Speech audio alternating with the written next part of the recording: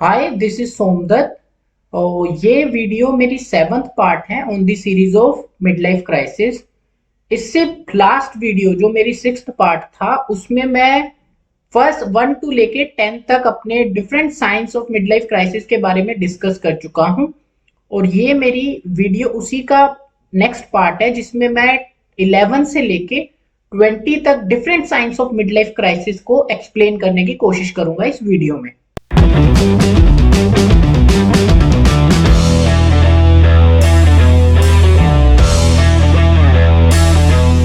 तो 11th sign है on mid life crisis, वो है कि इनफ इज इनफ। अब इस फेज में क्या होता है कि जो भी आपने पहले प्रीवियसली किया होगा अपने लाइफ इवेंट्स को लेके, जो भी लाइफ इवेंट्स आपके लाइफ में प्रीवियसली आए होंगे जो आपकी यंगहुड में होंगे, related to your depression, related to your anxiety, वो ही उसी तरीके के सेम काइंड ऑफ इवेंट्स आपके इस लाइफ में भी आएंगे। बट द डिफरेंस इज इस बार इनफ इज इनफ हो जाएगा। मीन्स कि यू विल फाइंड कि यार मैं पहले इस तरीके की प्रॉब्लम्स अपनी लाइफ में झेल रहा था, ठीक है, लेकिन अब सेम तरीके की प्रॉब्लम मेरी लाइफ में आ रही है, बट ये जा क्यों नहीं रही है? बिकॉज आप क्या होता है कि आपके पास सॉल्यूशंस तो पहले वाले ही हैं सेम प्रॉब्लम्स को टैकल करने के लिए, लेकिन इस बार क्या होता है कि वो सेम सॉल्यूशंस वर्क नहीं करते हैं।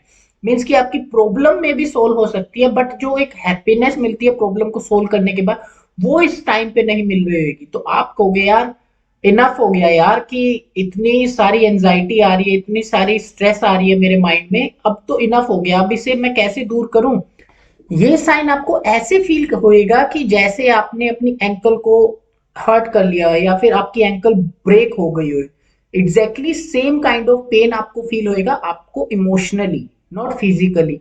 ये क्यों होता है कि आप एक तरीके से समझो, जिस तरीके से आपकी एंकल एंकल ब्रोक हो जाती है ना और आप चल नहीं पाते हो, उसी तरीके से ये मिड लाइफ क्राइसिस भी आपको ऐसे हिट करेगा कि आप दोबारा इससे रीगेन होने की मतलब क्षमता आपकी कम हो जाएगी और आप सोचोगे कि यार मैं रीगेन क्यों नहीं हो पा रहा हूँ, अब तो बस बस हो गया यार, इतना पेन इतना स्ट्रेस मैं नहीं झेल सकता हूँ यार।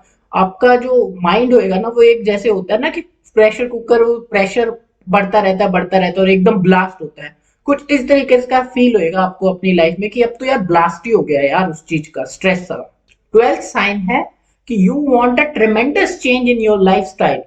अब यहाँ पे क्या होता है कि आप ना अपने ट्रांसफॉर्मेशन स्टेज में से गुजर रहे होते हो अपने लाइफ को लेके। तो आप इस पॉइंट पे अपनी लाइफ में एक बहुत ही ट्रेमेंडस चेंज की डिमांड होती है आपके अंदर से, इंटरनली आपको ऐसा फील होता है।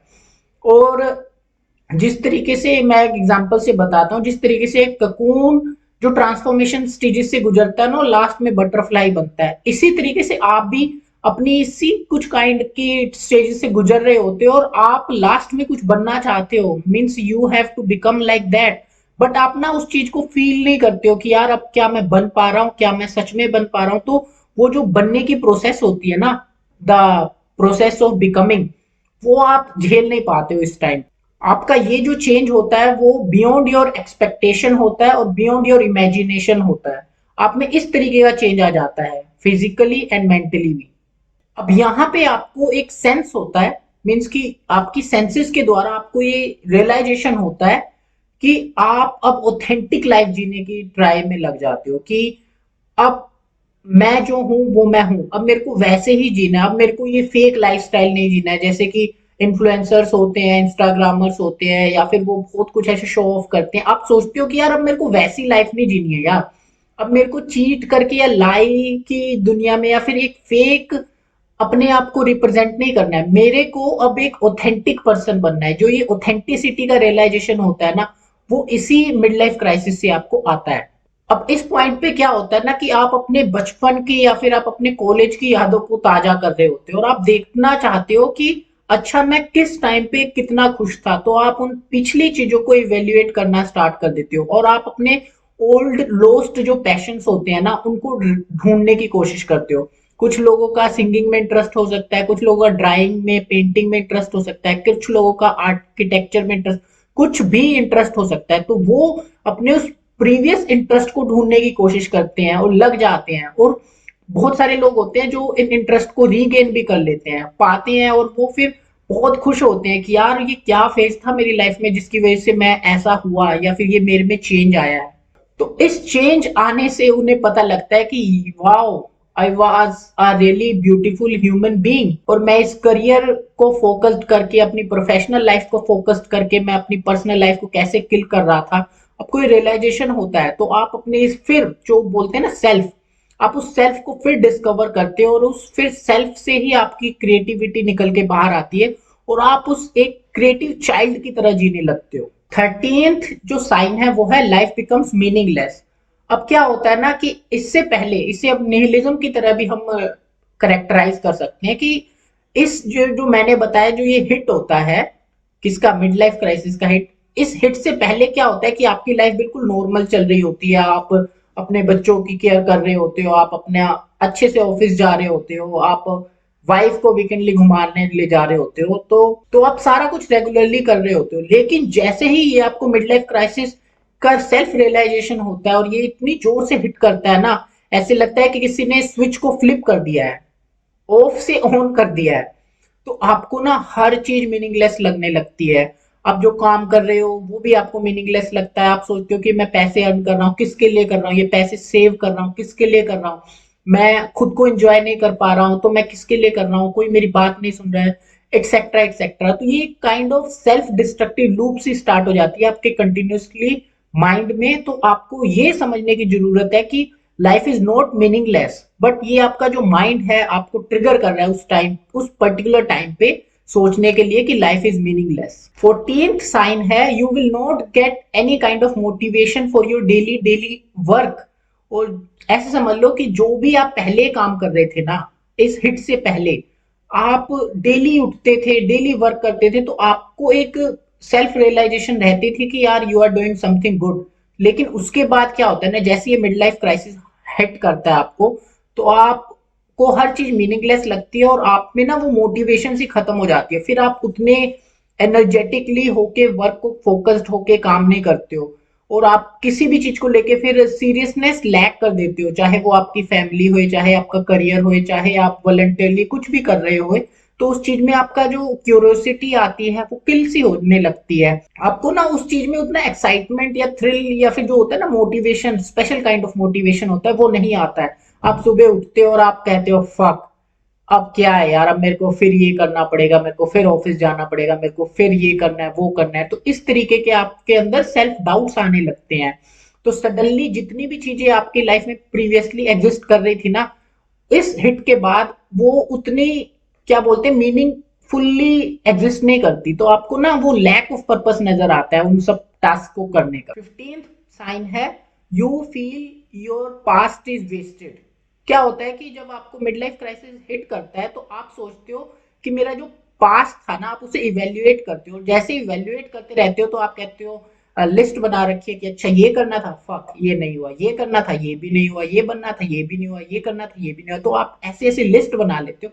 बिकॉज क्या होता है ना कि आपका माइंड नेगेटिव चीजों को ज्यादा रिमेंबर रखता है, तो आप नेगेटिव चीजों की लिस्ट बना लेते हो कि यार मैंने ये नहीं किया। तो ये जो आप नहीं किया गया है ना, वही आपको दुखदायक सिचुएशन में ले जाता है। तो आप क्या करते हो, आप एक तरीके से ऐसा होता है कि आप मिड लाइफ क्राइसिस में ऐसे समझ लो कि आप सुबह सो के उठे और आपको लगा फक, मेरा जितना भी ये यूथ था, मैंने जितने भी ड्रीम्स देखे थे वो सारे वेस्टेड। मेरी जो जितनी एनर्जी मैंने इन सब कामों को करने के लिए या फिर इन कामों को अचीव करने के लिए लगाई थी, वो सारी वेस्टेड गई है, क्योंकि जो मैं अचीव करना चाहता था वो तो अचीव हुआ ही नहीं। 16th साइन है यू विल फील लाइक कि तुम्हारा यूथ चला गया है और जो जितना भी यूथ था तुमने उसमें कुछ प्रोडक्टिव वर्क नहीं किया है, मीन्स कि योर यूथ इज गॉन। तो ऐसा होता है कि सडनली आप एक दिन उठते हो और आप उठने के बाद कहते हो ओ माय गॉड, मैं कैसा लग रहा हूँ, ओ माय गॉड मेरे बाल कैसे हो गए, ओ माय गॉड मेरी फेशियल स्किन कैसी हो गई है, ओ माय गॉड मैं 35 ईयर्स का हो गया हूँ, ओ माय गॉड मैं 40 ईयर्स का हो गया हूँ। अब इस तरीके के थोड़े से डाउट्स आने लगते हैं आपके माइंड में और आप सोचते हो यार कि जो भी मैंने किया था पहले जो किया था वो तो अब सारा खत्म हो गया, अब तो मैं उसे दोबारा रिपीटेटिवली कर नहीं सकता हूँ। तो आप सोचते हो कि यार ये क्या हो गया मेरी लाइफ में, मेरी तो सारी लाइफ खत्म ही हो गई है। इट्स लाइक कि रेत की तरह जो होता है ना, जिंदगी निकल रही है, तो आप सोचते हो यार सारी लाइफ तो निकल गई। तो ये जो सडन हिट होता है ना, वो एकदम से आपकी लाइफ में एंजाइटी लेके आता है और आप इस फियर में और इस होपलेसनेस में जीने लगते हो कि यार फक, जो टाइम था वो तो निकल ही गया, मेरे पास क्या घंटा टाइम बचा है, अब तो बस ड्यूटीज पूरी करनी है। 17 साइन है कि you feel financially week and unstable. अब क्या होता है ना, इसमें ग्रीड का कॉन्सेप्ट भी आ जाता है, क्योंकि हम जितना भी कमा लेते हैं ना वो हमें हमेशा कम ही लगता है। तो इस तरीके से यहाँ पे भी आप समझ सकते हो कि जब आप मिड लाइफ क्राइसिस में आते हो, क्योंकि आपने प्रीवियसली बहुत कुछ प्लान कर रखा होता है कि मेरे पास इतना बड़ा घर होएगा, ऐसी कार होएगी, इतने सारे बंदे मेरे अंडर वर्क कर रहे हैं, एक्सेट्रा एक्सेट्रा। लेकिन जब आप आते हो यहाँ पे तो मैक्सिमम केसेस में क्या होता है ना, लोग अनस्टेबल ही होते हैं। कुछ लोग होते हैं जो यहाँ पे स्टेबिलिटी अचीव कर लेते हैं, they have lots of money by there hard work. But maximum लोग क्या होते हैं, स्पेशली मैं इंडिया की बात कर रहा हूँ, जो इस टाइम पे भी स्टेबल नहीं होते हैं। तो वो जब स्टेबल नहीं होते ना, तो उन्हें फाइनेंशियली एक वीकनेस सी फील होती है, क्योंकि उनके बच्चे बड़े हो जाते हैं, उनके कॉलेजेस का एडमिशन कराना होता है, और उनके बहुत सारे उनके ऊपर लोन भी चल रहे होते हैं, मे बी उन्हें हाउस बिल्ड करना है, मे बी वो रिटायर होने वाले अपनी जॉब से, एटसेट्रा एटसेट्रा। तो इस तरीके के बहुत सारे फाइनेंशियली उन्हें ना वीक साइंस दिखाई देने लगते हैं। ये क्यों होता है, क्योंकि आपने पूरा लाइफ हार्ड वर्क किया था कि मैं 30-35 तक या फिर 40 तक स्टेबल हो जाऊंगा, बट आप क्या देखते हो कि you are not financially stable even now. तो आप सोचते हो यार मैं अभी तक भी स्टेबल नहीं हुआ हूँ, मेरी इतनी लाइफ हो चुकी है और मैं अभी तक भी स्टेबल नहीं हुआ, तो मैं करूँ क्या यार, आई एम सो कंफ्यूज्ड। तो आप इतने बड़े भी हो जाते हो कि आप लोगों से हेल्प लेने में भी थोड़ा झिझकिचाते हो, आप सोचते हो यार अब क्या, अब तो मैं फंस गया हूँ। तो आपको ना आपकी लाइफ एक लाई दिखने लगती है, आपको आपकी एक लाइफ एक वर्चुअल सिमुलेशन से दिखने लगती है। आपको लगता है कि बस अब मेरे को जिए जाना है, ये जो मेरा लाइफ एक लाई बन चुकी है ना, उस लाई को ही मेरे को जीना है। तो आपको ना अपनी लाइफ थोड़े थोड़ी जो बोलते हैं ना घृणा टाइप होने लगेगी कि यार फक, जो मैं जीना चाहता था वो तो मैं जी नहीं रहा हूँ, लेकिन अब मैं निकल भी नहीं सकता हूँ। तो आपके पास ना आपके जितने भी एक्सपेंसेस है ना उन पे कंट्रोल नहीं रहेगा कि यार अब, क्योंकि आपका ना एक मंथली बिल सा बन के आया करेगा और जो आपको देना ही देना है। 18 साइन है आपको रिवाइव का, जो बोलते हैं ना रीबूट अपनी लाइफ करने की बहुत ज्यादा वांट हो जाएगी, डिजायर हो जाएगी।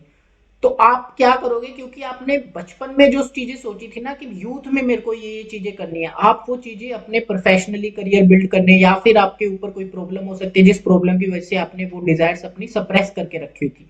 लेकिन अब क्या होता है कि अब आप 35-40 की एज में हो चुके हो और आप ये सोचते हो कि मेरे को अब अपनी लाइफ को ना रीबूट करना है। आप ये सोचते हो कि मैंने अगर अब लाइफ नहीं जीना तो कभी घंटा मैं लाइफ नहीं जी पाऊंगा। तो आप बस एक ऐसे बोल लो, कसम खा लेते हो कि अब तो मैंने लाइफ जीनी ही जीनी है। आप जबरदस्ती लोगों को फोन करते हो, अपने फ्रेंड्स को फोन करते हो कि चलो बेटा गोवा चलते हैं, चलो बेटा थाईलैंड चलते हैं, चलो बेटा पटाया चलते हैं, चलना है यार, तुम्हें नहीं पता मेरे को कितनी नीड है इस चीज की। मीन्स तुम ये बता नहीं पाते हो, बट तुम जबरदस्ती का अपने लाइफ में खुशी लाने की कोशिश करते हो, because you don't want this life any more. You want the real you that you have planned for your youth, and you haven't enjoyed that you in your youth. That is why you want to enjoy yourself in this life, in at this time of your midlife crisis। तो आप क्या करते हो, कुछ लोग तो bike gang बना लेते हैं अपने एज के लोगों के साथ, तो उनके साथ घूमना स्टार्ट कर देते हैं। कुछ लोग होते हैं जो डाइवोर्स कर लेते हैं, कुछ लोग होते हैं जो अफेयर्स कर लेते हैं टीन गर्ल्स के साथ, 20, 22, 25 की एज की लड़कियों के साथ। इवन वो लड़कियां उनके साथ खुश भी नहीं है, उनके साथ रहना भी नहीं चाहती हैं, पर तुम जबरदस्ती उन्हें ब्राइब देते हो। मीन्स की कुछ भी ब्राइब हो सकता है, या फिर तुम उन्हें जबरदस्ती बहुत सारा प्यार दिखा, बट इमोशनली आप ये कहना चाहते हो कि please stay with me, I am alone, stay with me. 19th point है, you feel like you are going to die one day. अब इस पॉइंट को समझना है, क्या होता है ना कि जब हम अपने यूथ में होते हैं मैक्सिमम लोग, तब तक उन्हें घंटा नहीं पता लगता है कि यार हमने एक दिन मर जाना है। They are very busy in their life. अब यहाँ पे क्या होता है कि आपको सडनली याद आता है अपनी मोर्टेलिटी के बारे में, आप कहते हो फक, मैं तो यार मर भी सकता हूँ। फिर आप सोचते हो माय गॉड, मेरे पास एक लिमिटेड टाइम बचा है, ऐसा नहीं है कि मेरे पास लाइफ टाइम मैं इस प्लेनेट पे रहने वाला हूँ, ऐसा कुछ भी नहीं है। तो क्या होता है, यूथ में आप इतने कॉन्फिडेंट होते हो, आपका कॉन्फिडेंट लेवल ये होता है, अगर आप बीमार भी होते हो फट देने रिकवर होते हो, अगर आपको चोट लगता है, आपको कुछ भी प्रॉब्लम आती है, आप फटाक से उससे निपट के खड़े हो जाते हो। लेकिन क्या होता है जब आप मिड लाइफ क्राइसिस में आते हो, आपको कुछ XYZ टाइप की डिसीजेस भी लगने लगती हैं। ये डिसीज में भी आपको पहले आपके यूथ में भी लगी हुई है, बट क्या होता है कि आप उन डिसीजेस की वजह से इतना वीक फील नहीं करते हो। लेकिन जैसे ही आप 35 या 40 की एज में आते हो, सपोज आपको फीवर हुआ, सपोज आपको कोई थोड़ी सी उससे हाई लेवल की डिसीज हुई तो आप एकदम सोचते हो माय गॉड क्या हो गया यार, क्योंकि आपकी बॉडी भी एक पॉइंट पे ना वहां पे जब बीमारी से लड़ रही होती है और रिकवरी की स्टेज में होती है तो आप इतनी फटाफट रिकवर नहीं हो पाते हो। तो आप सोचते हो बेटा लगता है मेरा टाइम आ गया है यार, अब मैं उतना एनर्जेटिक और कॉन्फिडेंट फील ही नहीं कर पा रहा यार।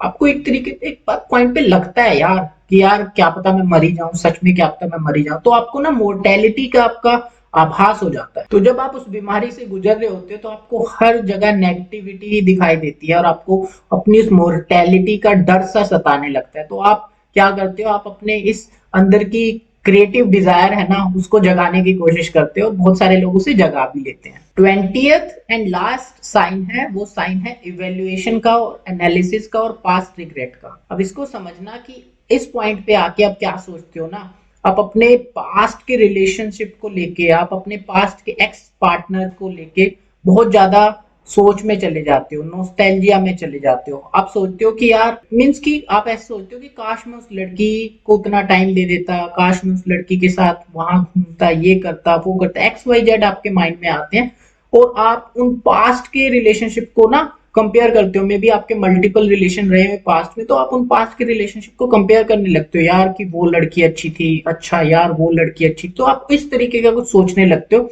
और आप सोचते हो काश अगर मैं कुछ ऐसी गलती ना करता तो काश आज मैं उसके साथ रहता।